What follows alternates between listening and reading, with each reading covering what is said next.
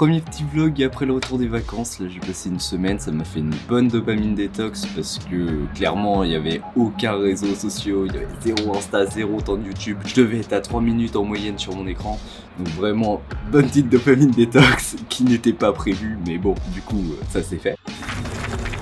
Et puis là on va reprendre le charbon sur la fin de ce mois de juillet et tout le mois d'août. Pendant que les autres seront en vacances, je vais éclater tout mon travail que j'ai à faire. Le but c'est de finir ma formation YouTube parce que je laisse trop ça traîner, j'avance petit à petit dessus mais je suis pas efficace. Donc si je l'ai pas fini avant le mois d'août, je suis une immense salope. Et en parallèle sortir une petite vidéo par semaine, donc que ce soit des vlogs ou des vidéos plus travaillées. Je sais pas comment je vais m'organiser ça, là j'ai pas encore prévu un planning de publication YouTube. Et en parallèle toujours prospecter pour l'agence. D'ailleurs je vais faire une petite update à propos de l'agence pour expliquer tout ce qui se passe en ce moment.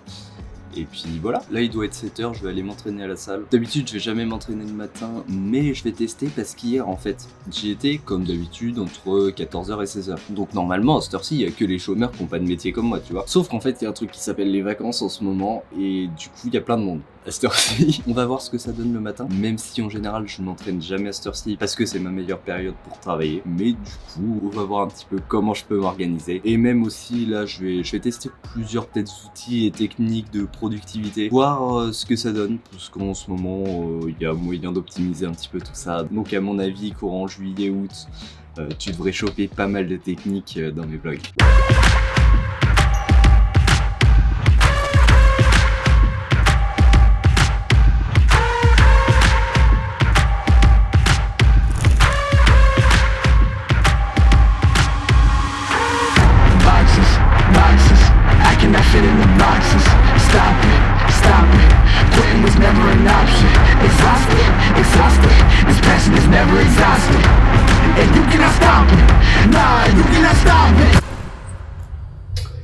Bon, et ben c'est beaucoup mieux le matin, donc clairement je vais retourner le matin, il y a beaucoup moins de monde, c'est vraiment beaucoup plus agréable. Donc à mon avis, maintenant ça va être ma nouvelle horaire. Puis ça va en vrai, même si j'étais à jeun, il n'y avait pas trop de problèmes niveau énergie. Donc franchement, c'est pas mal. Bon, par contre, ce qui fait que l'entraînement le matin, c'est cool pour l'entraînement, mais j'ai quand même ma majeure partie de ma concentration et de mon efficacité qui est le matin. Donc le mieux, c'est de mettre les tâches sur lesquelles je suis le plus... où je veux mettre la priorité. Donc sur le travail de formation et pas sur l'entraînement. L'entraînement en ce moment c'est pas du tout ma priorité. Donc je sais pas trop comment je vais faire, mais c'est quand même très agréable de s'entraîner le matin. Là je suis en train de faire du montage de la formation, faut que j'avance dessus. J'ai terminé 24 leçons sur 45 de prévues. En tout on sera peut-être sur une cinquantaine. Donc on peut se dire bah ça va, t'as fait la moitié, sauf que évidemment j'ai fait les leçons les plus simples en première, bah oui bah évidemment. Donc il me reste pas mal de leçons à faire, j'ai tout le module sur trouver des clients, l'administratif, tout le module monteur pro comme je l'appelle, à revoir et à pousser les scripts et tout ça et pousser les techniques que je dis dedans pour avoir les meilleurs résultats possibles. Mais donc il me reste beaucoup de taf quand même et en plus c'est un truc qu'à chaque fois je repousse, j'ai pas envie de m'y mettre. Donc, ce qui fait que j'y pense tout le temps, je l'ai toujours dans ma tête. Donc ça me prend vachement une charge mentale, donc j'avance pas, ça me prend la tête, et comme à chaque fois j'y pense mais que je fais pas le taf, bah c'est pas cool parce que je me vois ne pas faire le taf. Donc va vraiment falloir que je m'y mette et tous les jours que je tourne, tous les jours que je monte et que je fasse le reste du taf à côté, mais que je fasse vraiment passer ça en priorité et tout le reste bah ça passera en secondaire. Même le taf pour mes clients c'est pas grave, je le ferai après une fois que j'ai avancé sur la formation et voilà. Là j'ai mon petit Notion avec tout ce qu'il y a à faire, donc j'en ai pas mal en vert là, donc c'est ce qui est fini, mais il m'en reste à faire l'editing, il y en a qui sont encore en scripting et voilà, il y en a pas mal. Là au moins tu pourras voir la liste des leçons que j'ai prévues, mais donc il reste beaucoup de travail dessus et il y a moyen de m'amuser une bonne partie de l'été hein. Bon, je teste un nouvel outil pour m'organiser, ça s'appelle Te2. Ça fait un petit peu un calendrier papier, mais du coup avec l'avantage du numérique. Et tu vois, je peux mettre toutes les tâches un petit peu que je fais, si le focus veut bien. Sans avoir le problème de tout noter, l'heure exacte à ce qu'il faut faire, ça fait une to-do list par jour que je peux prévoir à l'avance avec des trucs que je peux mettre tous les jours. Ça, les mails plus messages, je les mis tous les jours et c'est automatiquement. Et je me suis rajouté tourner 2 leçons de la formation plus monter 2 leçons de la formation chaque jour. Et donc je suis obligé de le faire et dès que c'est fait, j'ai juste à cliquer dessus. Donc là, j'ai fait mes 2 leçons de montage. Hop, là, c'est cliqué, ça disparaît, ça se met là et c'est parfait. Et donc là, on voit aussi qu'il faut que j'appelle la SIE au niveau de la TVA. Je vais faire ça tout de suite et aussi ça permet d'avoir des petites cases en plus. Là, c'est les trucs que je dois faire bientôt. Bon, je l'ai mis hier, donc forcément, il n'y a pas grand-chose. Ce qu'il faut faire un jour. Une petite liste des trucs que j'ai à acheter, à lire et des idées. Donc voilà, je vais tester ça. Ça va changer un petit peu de Google Calendar, qui est très pratique, mais au final, je respectais pas forcément mes créneaux que je me fixais. Et donc, c'est pas cool parce que tu vois que tu réussis pas et donc mentalement, ça te met pas très bien. Même si au final, t'as avancé dans toute ta journée, si t'as pas fait comme t'avais prévu, c'est pas terrible. Et là, je suis pas dans une période où j'ai envie de vraiment me prendre la tête. Et aussi, ça change un petit peu de Notion. C'est plus simplifié, c'est plus... On va tester. Franchement, je ferai des petites updates et voir si je l'utilise tout le temps et si ça marche bien. Allez, du coup, j'appelle la SIE, le centre des impôts des entreprises.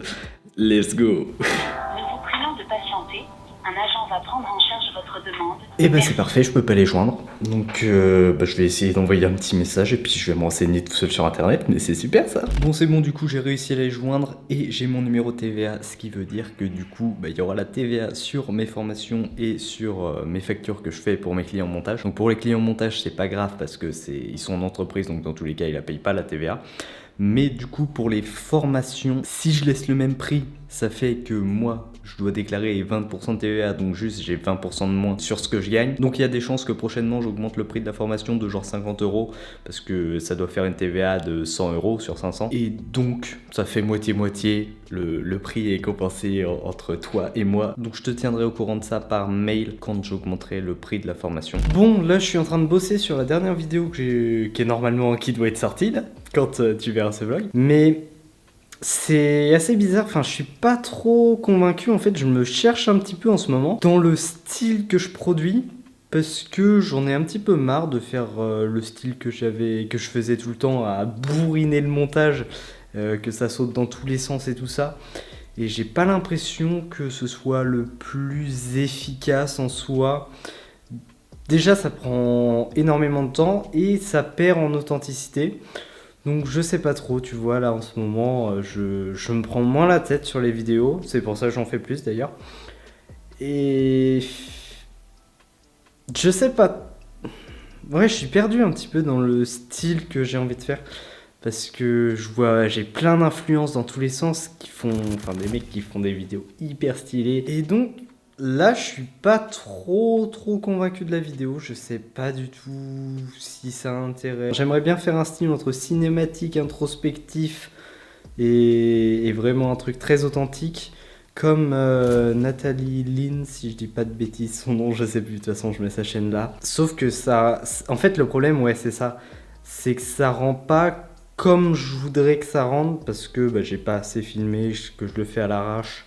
Et qu'au final je me repose vraiment que sur mon script et ma facecam que j'ai fait après coup. Et donc ça a pas le rendu que je voudrais et ça me gêne. Mais bon, dans tous les cas je vais sortir ça comme ça parce qu'il faut forcer, il faut faire du contenu pour pouvoir s'améliorer. Et du coup on va faire du contenu, on va tester ce que ça donne. Mais aussi ça fait peur parce que mon avantage compétitif, c'est le montage, clairement. C'est pas ma capacité orale, c'est pas ma capacité divertissante, je sais pas quoi. Donc vraiment, en fait, mes vidéos qui marchent, c'est celles où j'ai bourriné le montage parce que c'est là où je suis bon et donc où je suis meilleur que les autres. Et aussi, ça fait peur de faire un style plus calme comme ça, moins monté, entre guillemets. Et bref, essayer de faire un truc plus cinématique parce que je maîtrise pas. Mais surtout, que mon fonds de commerce, ça repose sur le montage vidéo et prouver que je puisse faire des montages de dingue. Donc, si, comme actuellement, j'arrête de faire des vraies vidéos très bien montées comme j'avais l'habitude de faire, peut-être que ça va se répercuter sur les ventes et ça fait peur aussi. Donc, ouais, il y a plein de trucs là sur la création de contenu en ce moment. Je sais pas trop, je suis un peu perdu. Bon, aussi, je voulais rapidement faire une update sur l'agence parce que tout se passe pas comme prévu, mais déjà j'y pense. J'en ai jamais trop parlé sur YouTube, je crois, j'en ai parlé par mail et dans mes formations.